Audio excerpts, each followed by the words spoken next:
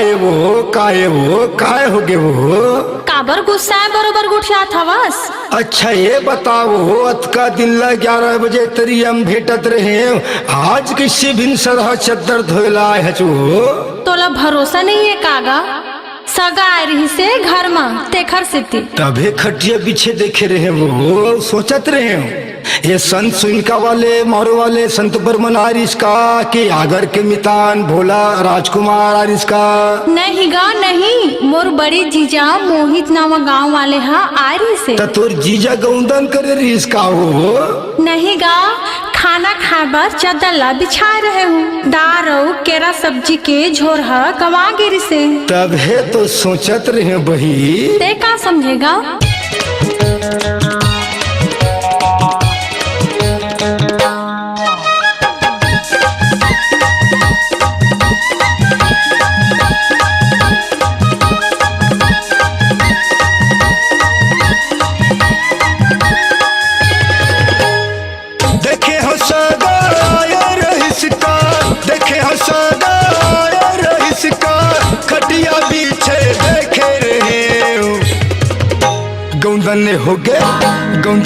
गौंदने हो गे चद्दर हकाओ तरिया मा धोयल गए रे गौंदने हो गे चद्दर हकाओ तरिया मा धोयल गए रे देखे हो सगाया रहिस का देखे हो सगाया रहिस का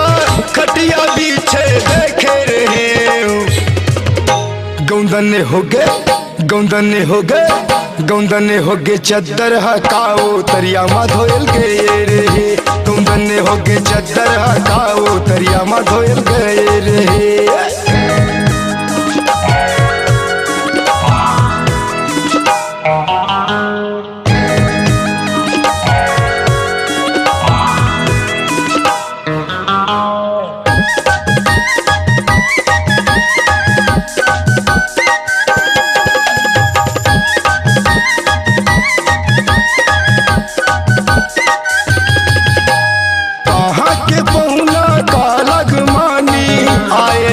तोरे घर माओ गर्मी के बेरा जिठना जिठा के सोआए का कूलर माओ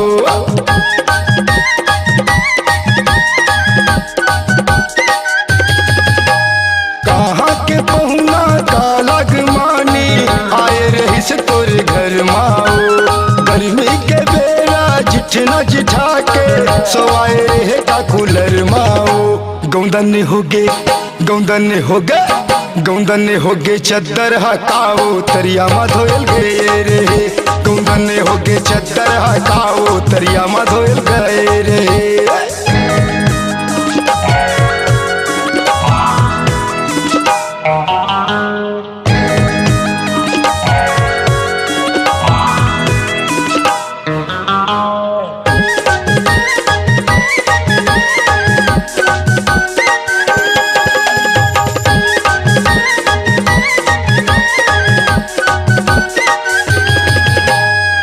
दंग रही गए चद्दर धोत दे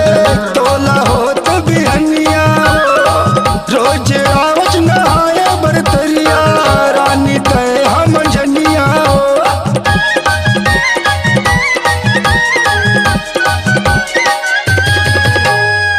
दंग रही गए चद्दर धोत दे तोला होत बिहनिया रोज आवज नहाए बरतरिया रानी तय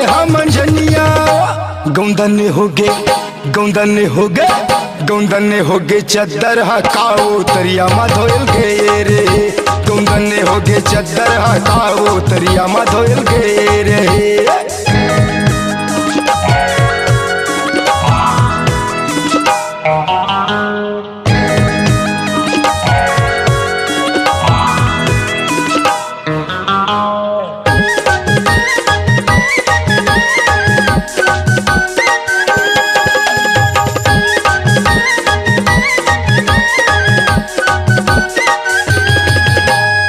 मनमा भरम झन करबे ते राजा धोखा नहीं